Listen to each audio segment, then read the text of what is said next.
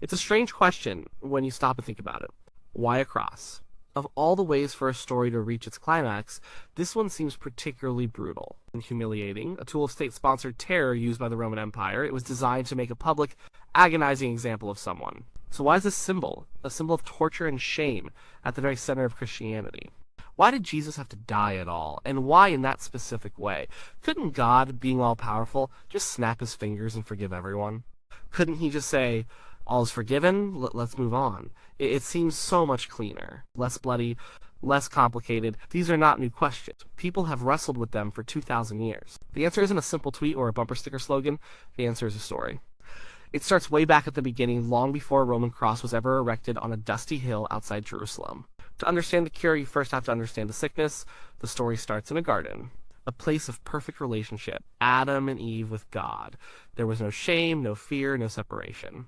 They walked with him, they talked with him. It was a relationship of complete trust and unity. And God gave them a world to enjoy with just one rule, a simple boundary.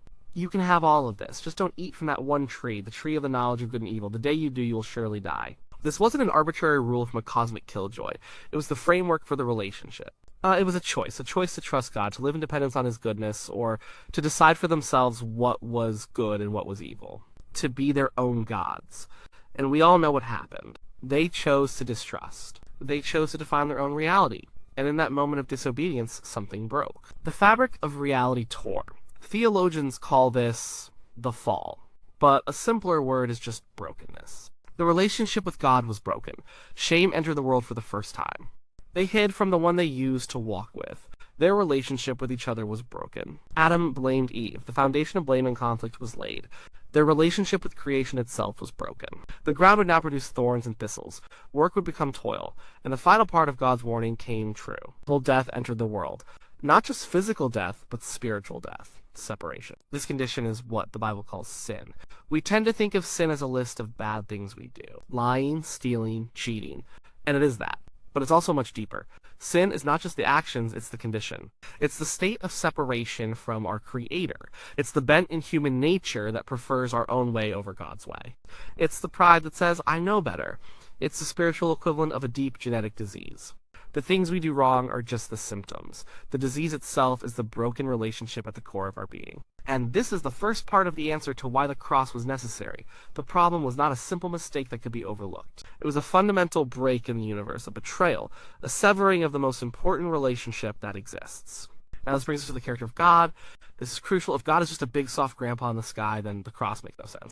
But the Bible presents God in two ways that seem to be in tension. God is love, pure, unconditional, unending love. But God is also holy and just. What does that mean? Holy means set apart, perfect, pure. There is no darkness in him at all. Sin, which is a rejection of God and his goodness, cannot simply exist in his presence. It's like trying to mix pure light with absolute darkness. It's not possible. Justice means that he is fair. He is the ultimate standard of what is right and wrong. Because he is good, he cannot simply ignore evil. A good judge doesn't let guilty people walk free just because he feels like it. If a judge did that, we wouldn't call him good, we would call him corrupt. He would be unjust. So here's the dilemma. God is love, and he desperately wants to restore the relationship with the people he created. He loves us. But God is also just, and he cannot simply ignore the reality of our sin. The brokenness is real, the debt is real. Justice demands that the sin be dealt with. The penalty for that rebellion, which he stated from the very beginning, was death, separation. So how can a God who is both perfect love and perfect justice solve this problem? How can he forgive sin without compromising his own just and holy nature? How can he let the guilty go free without being a corrupt judge? This is the cosmic problem that needed a solution that could only come from God himself. Long before Jesus came, God was already setting the stage. He was teaching his people, the Israelites, about the seriousness of sin and the way he would one day deal with it. He gave them a system of laws and rituals. At the center of this system was sacrifice. It sounds primitive to us now. Killing animals. Bloodshed. But it was a powerful, tangible object lesson. When a person sinned, they would bring an animal, a lamb, a goat, a bull, to the priest. They would lay their hands on the animal's head. This was a symbolic act of transferring their sin, their guilt, onto the animal. Then, the animal was killed. Its blood was shed. The principle was clear: the wages of sin is death. A life had to be given to pay for the brokenness, But instead of the person dying, a substitute died in their place. The animal, an innocent party, took the punishment that the person deserved. Its life was given for their life. This system was a constant, bloody reminder of two things. First, sin is deadly serious. It's not a small thing. It costs a life. Second, God is gracious. He provides a way for forgiveness through the death of a substitute. But this system was never meant to be the final answer. It was a temporary solution, a shadow, a picture of something greater to come. The writer of Hebrews in the New Testament says that the blood of bulls and goats could never truly take away sins. It was a promissory note. It pointed forward to a final perfect sacrifice that would one day deal with sin once and for all. The most important day of the year in the Jewish calendar was the Day of Atonement, or Yom Kippur. On this one day, the high priest would go into the most holy place in the temple, the very dwelling place of God's presence on earth. He would make a sacrifice to atone for or cover the sins of the entire nation for the past year. The ritual involved 2 goats. One goat was sacrificed. Its blood was sprinkled on the altar to pay the price for sin. The other goat was the scapegoat. The high priest would lay his hands on this goat's head and confess all the sins of the people of Israel over it. And the goat was led out into the wilderness to be lost and never seen again. It symbolically carried the people's sins away, removing them from the camp. Think about what that ritual showed. One goat died to pay the penalty. The other goat lived to carry the guilt away. Both were necessary, the penalty had to be paid, and the sin had to be removed. This was the clearest picture God had given so far of what he was going to do. But it had to be repeated, year after year after year, because it was still just a symbol, a shadow of the real thing. And that brings us to Jesus. The New Testament starts by introducing him with a strange title. John the Baptist sees Jesus and shouts, "Behold the Lamb of God, who takes away the sin of the world." From the very beginning, Jesus was identified as the ultimate sacrifice. He was the one that all those lambs and goats in the Old Testament were pointing to. He was the real thing, not the shadow. But for his sacrifice to work, he had to be unique. He couldn't just be another man. A sinful man dying for other sinful people would accomplish nothing. It would be like a bankrupt person trying to pay off someone else's $1 million debt. He couldn't do it because he had his own debt he couldn't pay. This is why the Christian claim about Jesus is so specific. He had to be both fully human and fully God. He had to be fully human to be our representative. He had to be one of us. He had to live a real human life, face real temptations, and yet live it perfectly, without sin. He had to be the one man who never broke the relationship with God. He lived a life of perfect trust and obedience that Adam failed to live. And because he was human, he could actually die. He could serve as a genuine substitute for other humans. But he also had to be fully God. Why? Because the debt of sin was infinite. The sin of humanity against a holy, eternal God required a payment of infinite value. The death of a mere man, even a perfect man, could only atone for that one man. But because Jesus was also fully God, his life had infinite worth. His death, therefore, had the power to pay the debt for all people, for all time. One sacrifice to cover it all. So, Jesus the God-man lived that perfect life, and then he walked willingly toward Jerusalem, toward the cross. He knew it was coming. He understood his mission. He was the lamb headed to the altar. So now we arrive back at the cross itself. What actually happened there? When Jesus was nailed to that piece of wood, it wasn't just a physical event. It was a spiritual transaction of cosmic proportions. Theologians have different ways of describing what happened, and they aren't mutually exclusive. They are like different facets of the same diamond, each showing a different aspect of the beautiful, terrible truth. First, the cross was a substitution. This is perhaps the most central idea. On the cross, Jesus took our place. The justice of God that we talked about, the wrath against sin and rebellion, had to be dealt with. God, in his love, didn't pour out that justice on us. He poured it out on his own Son, who stood in our place. All the sin, all the shame, all the brokenness of humanity, past, present, and future, was placed on Jesus. The prophet Isaiah, writing hundreds of years before Jesus, described it this way: "He was pierced for our transgressions. He was crushed for our iniquities. The punishment that brought us peace was on him, and by his wounds we are healed. We all, like sheep, have gone astray. Each of us has turned to our own way, and the Lord has laid on him the iniquity of us all." It's a courtroom scene. We are the guilty party. The verdict is in. The sentence is death. But then Jesus steps forward and says to the judge, "I will take it. I will serve the sentence for them." God's justice is satisfied because the penalty for sin death is paid. But his love is also satisfied because the guilty ones are set free. On the cross, the perfect justice and perfect love of God meet. He didn't compromise his justice. He satisfied it. Second, the cross was a victory. It wasn't just a passive event where Jesus absorbed punishment. It was a battle.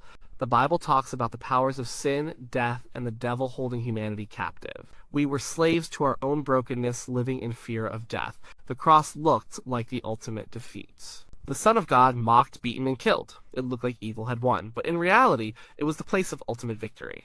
By dying, Jesus defeated death. He went into the heart of the enemy's territory and broke its power from the inside out. He took the worst that evil could throw at him and exhausted its power.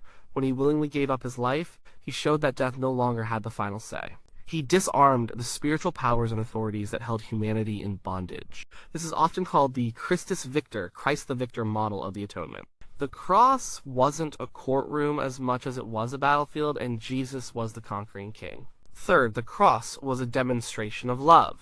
The Apostle Paul wrote, God demonstrates his own love for us in this: while we were still sinners, Christ died for us. The cross is the most extreme, undeniable proof of God's love. He didn't just say he loved us from a distance.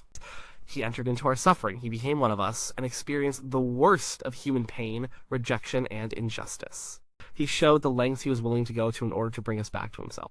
This aspect of the cross is meant to change us. Seeing that kind of self-giving, sacrificial love is supposed to break through our pride and hard-heartedness. It's meant to cause us to turn away from our sin and turn back to the God who loves us that much. It's a moral influence. The cross isn't just a legal transaction or a cosmic battle, it's a love story written in blood. Fourth, the cross was the ultimate fulfillment of the Day of Atonement. Jesus was both goats. He was the sacrificed goat whose blood paid the penalty for sin, and he was the scapegoat who carried our sins away. When he died, the heavy curtain in the temple that separated the holy place from the most holy place was torn in two from top to bottom. This was a hugely significant event. It symbolized that the barrier between God and humanity had been removed. Because of Jesus' sacrifice, we can now approach God directly. There is no more separation. He has not just paid for our sin, he has removed it. So why the cross specifically? Why that method of death? Because it was public. It wasn't a quiet, dignified death. It was a spectacle of shame and humiliation. This was important. Sin wasn't done in a corner, and the solution to it wouldn't be done in a corner either. It was a public declaration for all the world to see the cost of sin and the depth of God's love. Because it was torturous. It fully displayed the horror and ugliness of what our sin deserved. It wasn't a clean, quick death. It was slow, agonizing, and brutal. The physical suffering of Jesus on the cross was a picture of the spiritual agony of being separated from God the Father. For the first and only time in all of eternity, Jesus experienced that separation. He cried out, my God, why have you forsaken me?" At that moment, he was feeling the full weight of the separation from God that our sin causes. He was in hell so that we wouldn't have to be, because it fulfilled Scripture. The Old Testament prophets had foretold details about the Messiah's death, including being pierced and having his hands and feet wounded. The cross fulfilled these ancient prophecies, showing that this was God's plan all along, not a tragic accident. But the story doesn't end with Jesus dead on a cross. If it did, it would just be a sad story of a good man who was unjustly killed. The death of Jesus pays for sin, but it's the next part of the story that changes everything. 3 days later, he rose from the dead. The resurrection is absolutely essential. It is the proof that the sacrifice was accepted. It's God the Father's amen to Jesus's it is finished. It was the divine receipt stamped paid in full. If Jesus had stayed in the grave, it would mean his death was a failure. It would mean death had defeated him just like it defeats everyone else. But because he rose, it proved several things. Well, it proved that he was who he said he was, the Son of God. It proved that his death was sufficient to pay for all sin. And it proved his victory over death itself. Death was the final enemy, the ultimate consequence of sin, and Jesus defeated it. He walked out of his own tomb. Because he was resurrected, he now offers a new kind of life to those who trust in him. A life where the power of sin is broken and the fear of death is removed. So let's bring it all back to the original question. Why did Jesus have to die on a cross? He had to die because sin is real and has real consequences. The broken relationship with God, the spiritual death that came from our rebellion, had to be dealt with. He had to die because God is just. A good and holy God cannot simply ignore evil. The penalty had to be paid. He had to die because God is love. In his love, he did not want us to pay the penalty ourselves. So he provided a substitute. He came himself in the person of Jesus to take our place. He had to die on a cross to show the public shame and the deep horror of our sin, to fulfill the prophecies, to become a curse for us. As the law said, cursed is everyone who is hung on a tree, so that we could receive a blessing. The cross is where the character of God is most clearly seen. It's where his perfect justice and his bottomless love meet in a single world-changing event. He is not one or the other, he is both, perfectly and simultaneously. He did not wave a magic wand. He didn't just overlook the problem. He entered into the problem. He absorbed the full cost of our rebellion into himself. He solved the problem from the inside at an unimaginable cost. It's not a simple or tidy answer. It's a messy, bloody, and profound one. It's the story of a God who would rather die as a humiliated criminal than live for eternity without the people he loves. That is why the cross, a symbol of death and defeat, has become for Christians the ultimate symbol of life and victory. It's the place where the greatest problem in the universe found its final and most beautiful solution. It's the heart of the whole story.